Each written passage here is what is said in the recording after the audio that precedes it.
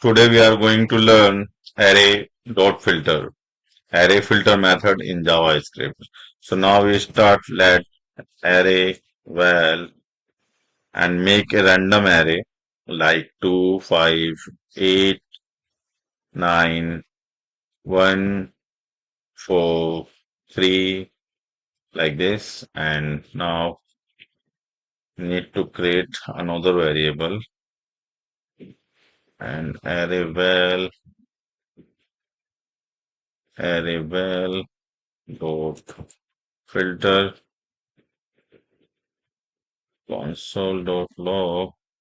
Now you can see the greater than value 5. Okay. If you are making is 2, now you can see the value greater than 2. So friends, like this video and subscribe this channel and make sure hit the bell icon, because when I upload the video, you will get the notification, and share this video with your colleague and friends who wants to learn JavaScript. Thank you very much for watching my video.